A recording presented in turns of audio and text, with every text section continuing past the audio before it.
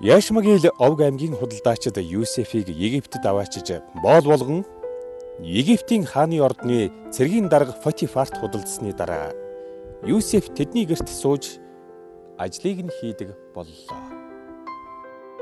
Мөнхийн эзэн Юсефийн хамт байж ивэн тэтгэдэг байсан учраас түүний хүчээр Юсеф ямар ч ажлыг үр дүнтэй, бүтэмжтэй сайн хийдэг байлаа. Мөнхийн эзний хүчээр тэр залуу хүүгийн гараар орсон ямар ч юм бүтдгийг Потифар ажиглажээ. Иймээс түүнд улам их найдах болж шадар туслагч ам болгон гэр орон эд хөрөнгөө бүгдийг хариуцуулан томилов. Юсефтэй бүгдийг хариуцуулан өгсөн цагаас хойш мөнхийн эзэн Юсефийг ивэн тэтгэж эхлэхэд Потифарын эд хөрөнгө болон мал сүрэг, тариан талбай бүх юм өргөжин баяжиж эхэллээ. Үүнийг харсан Потифар Юсефийн гарт өөртөө байгаа бүх юмыг итгэмжлэн өгч түүнээс хойш зөвхөн юу идэж байгаагаа л анхаарахаас биш өөр юуны ч төлөө санаа зовох хэрэггүй болжээ. Юсеф чилгэр сайхан биетэй маш царайлаг залуу хэрэг боллоо. Хэсэг хугацааны дараа Потифарын эхнэр Юсефт нүд алдан түүнийг хүсэмжлэн чи надтай ойртооч гэж гуйх боллоо. Юсеф үүнд нь эрс татгалзав. Эзэн минь гэрийнхээ бүх юмыг надад итгэмжлэн өгч өөрөө юунд ч санаа зовох хэрэггүй болсон биш үү? Энэ гэрт намайг бараг өөрийн адил эрхтэй болгож эхнэрээсээ бусдыг миний гарт өгсөн.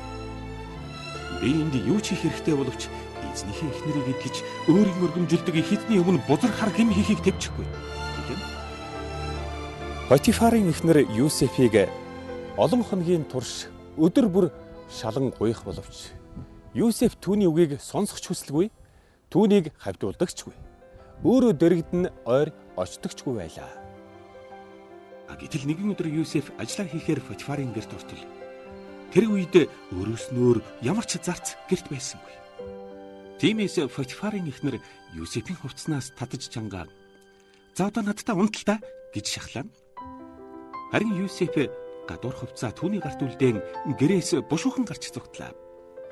Юсефийн гадуур хувцас гарт нь үлдсэнийг Потифарын эхнэр ашиглан гэрийн зарц нарыг дуудаад "Харав уу? Миний нөхрийг авчирсан тэр еврей биднийг доромжилж байна. Өрөөнд минь ороод намайг хүчинт гэхээр нь би чанга хашгирахаар энд хувцас өрхөө зогтчихлаа" гэжээ. Тэгээд тэр эхнэр нөхрийгөө эртэл Юсефийн хувцсыг хадгаллаа. Потифарыг ирэхэд эхнэр нь өнөөх үгээд автав. "Чиний авчирсан тэр еврей боол өрөөнд минь орж ирээд намайг илэг барьж хүчинт гэсэн шүү. Харин намайг хашгирахаар гадуур хувцас энд орхиод зогтсон" гэжээ. Эхнэрийнхээ үгийг сонсоод Юсефийн эзэн Потифар их дуурлан Юсефийг шоронд хориглолоо. Тэр шоронд Египтийн хааны тушаалаар орсон хоригдлууд бас байжээ. Гэвч мөнхийн эзэн тэнд ч Юсефийн хамт байж хувиршгүй их хайран харуулсаар байсан учраас шоронгийн захирагчид Юсеф ихэд таалагдж улмаар бусад хоригдлуудыг харж шоронгийн бүх ажлыг удирдах ажилд томилогдлоо. Юсеф ямар ч ажил хийсэн мөнхийн эзэн түүний хамт байж ивэн тэтгэдэг байсан учраас ажил нь бүтэмжтэй болж шоронгийн захирагч Юсефт хамаг ажлаа даалгаад өөрөө юунд ч оролцох хэрэггүй болжээ.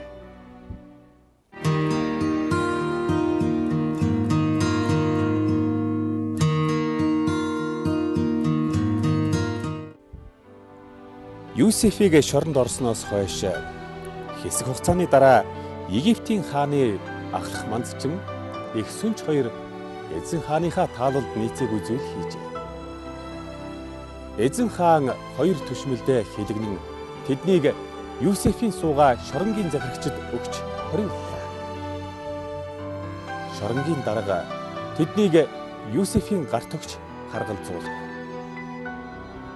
Египтийн хааны хоёр түшмэл шоронд удаан хугацаагаар суусныхаа дараа оюул нэгэн шөнө нэгэн зэрэг дор бүрдээ сонин утга бүхий зүүдэллээ.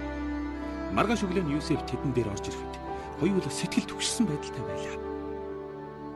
Шоронд байгаа хоёр түшмлээс Юсеф "За, та хоёр өнөөдөр юунд царай дарангууныг лав?" гэж асуухад "Бид хоёр хачин зүүдэлсэн боловч утгыг хинч тайлбарлаж чаддгүй" гэж тэд хариуллаа. Юсеф тэдэнд "Ертөнцийн эзнээс өөр хинч зүүдний утгыг зөв тайлбарлаж чадахгүй. Надад зүүдээ яриач" гэж хэллээ. Эхлээд хааны их зүнч зүүдээ ярихдаа "Миний зүүдэнд усан үзмийн асар том мод харагдсан. Тэр мод 3 өчиртэй байлаа" Гэнэт тэр мод маш түргэн нахиалж удаж төдлөггүй мод цэцэглэн усан үзэм ургаж гүйцлээ.